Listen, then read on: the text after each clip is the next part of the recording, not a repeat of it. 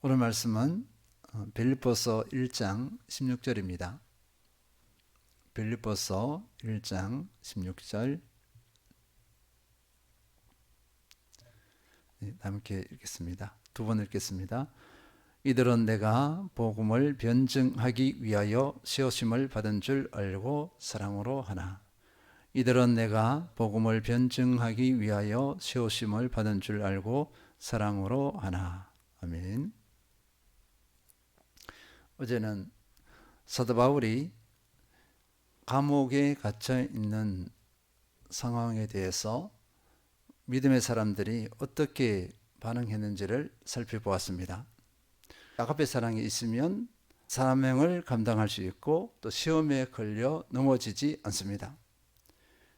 아가페 사랑이 아니면 상황과 환경을 이겨낼 수 없습니다. 사명이 변질될 수 있습니다.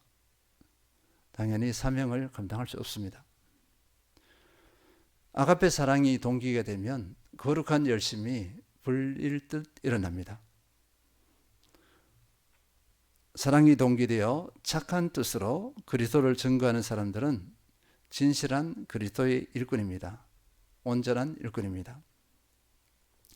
그러면 로마 성도들이 아가페 사랑으로 복음을 증거하게 된 계기, 이 착한 뜻으로 복음을 증거하게 된 계기가 무엇일까 살펴보면요. 내가 복음을 변증하기 위하여 세우심을 받은 줄 알고 있습니다. 이 사람들은 사도 바울에 대해서 제대로 알았기 때문에 착한 뜻으로 반응했다는 것입니다. 이 사도 바울의 무엇을 알았을까? 그 알매의 내용을 보면요. 복음을 변증하기 위하여 세우심을 받은 사람이다. 이것을 알았습니다. 복음을 변증하기 위해, 이 변증에 대해서 변호하다, 방하다, 증거하다 다양하게 해석할 수 있습니다. 사도 바울은 복음을 변증하기 위해 세움을 받았다. 이렇게 볼 수 있겠습니다. 세움을 받았다는 것은 누군가가 세우신 분이 있다는 것입니다. 갈라디아서 1장 15절에서 16절 제가 읽어드리겠습니다. 그러나 내 어머니의 태로부터 나를 택정하시고 그의 은혜로 나를 부르신 이가 그의 아들을 이방에 전하기 위하여 그를 내 속에 나타내시기를 기뻐하셨을 때에 내가 곧 혈육과 의논하지 아니하고. 이 두 구절은요, 사도 바울의 부르심을 분명히 보여주고 있습니다. 15절 보니까요, 어머니의 태로부터 나를 택정하시고 했습니다. 그의 은혜로 나를 부르신 이가. 이 사도 바울을 부르신 분은 하나님이심을 또 예수 그리스도이심을 밝히고 있는데, 이미 사도 바울이 태어나기 전부터, 창세 전부터 사도 바울을 택하고 세웠다는 것입니다. 하나님의 절대 주권 가운데 사도 바울을 부르시고 세우셨다는 것입니다.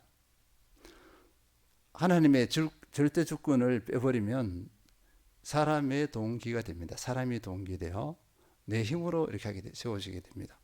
그러나 하나님의 절대 주권 가운데서 사도 바울이 세워졌기 때문에 이 지금의 사도 바울이 갇혀있는 상황, 감옥에 갇혀있는 상황도 하나님의 절대 주권적인 관점으로 바라봐야 할 줄 믿습니다.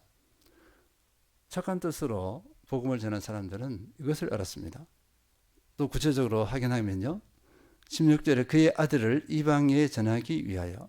이 사도 바울의 부르심 사명은 이방 사람들에게 복음을 전해서 그들을 구원하는 것이었습니다. 사도 바울은 이 부르심에 대한 확신을 가지고 복음을 전했고 이 복음으로 인해 감옥에 갇혀 있습니다. 이 또한 하나님의 계획하심이었습니다. 감옥에 갇혀 있는 것은 복음을 증거하기 위한 하나님의 계획이었다.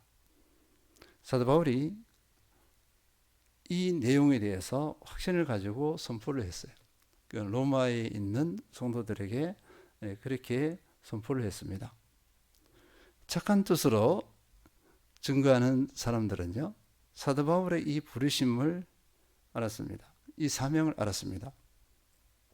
그리고 감옥에 갇혀 있는 이유를 알게 되었습니다. 바로 하나님의 계획 가운데 지금 감옥에 갇혀 있다. 이 알미 사도 바울을 신뢰하게 되는 결정적인 계기가 되었습니다. 그러면 사도 바울이 말하고 선포했던 것을 어떻게 알았을까? 그저 알 수 있을까요? 그러하지 않습니다. 일단 착한 뜻으로 증거하는 사람들은 영적 분별력이 있었다고 볼 수 있습니다. 영적 분별력을 가진다 할 때 다른 사람의 말을 듣고서 영적 분별력을 가진다 쉽지 않을 것입니다. 결국은요, 사도 바울의 삶이었습니다. 로마 감옥에서의 사도 바울의 삶, 그것을 이 사람들이 어떻게 했죠? 다 보았습니다. 다 지켜보고 있습니다. 삶이 받쳐주지 않으면 정말 하나님께서 세운 일꾼이야 하는 질문을 던집니다. 신뢰를 두기를 꺼려합니다. 늘 내면에 물음표를, 의심을 던집니다. 그러나 삶이 받쳐주게 되면 그 모든 의심이 사라지고 그 사람을 신뢰할 수 있습니다. 사도 바울의 복음을 향한 순수한 열정, 그 감옥에 있는 상황 가운데서도 하나님의 뜻으로 받아들이고 구세서 열정적으로 복음을 전하는 것, 이 로마 성도들이 보았어요. 오직 복음을 위하여, 오직 그리스도를 위하여 이 태도를 보았습니다. 자신에게 집중되지 않았습니다.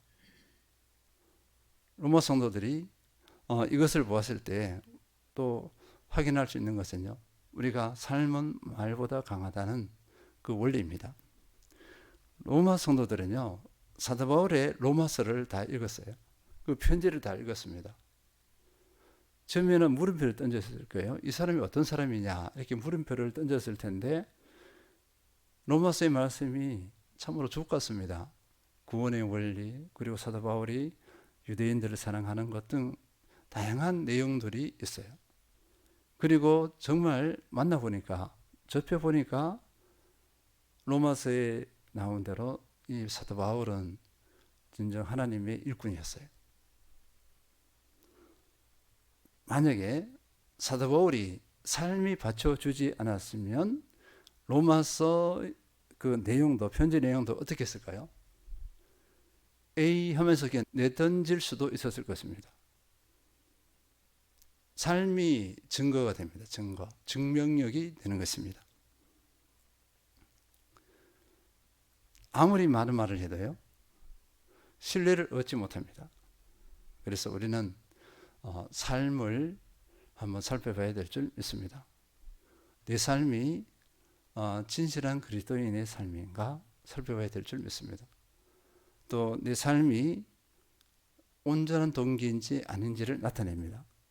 삶으로서 내 내면의 동기를 살펴봐야 될 줄 믿습니다.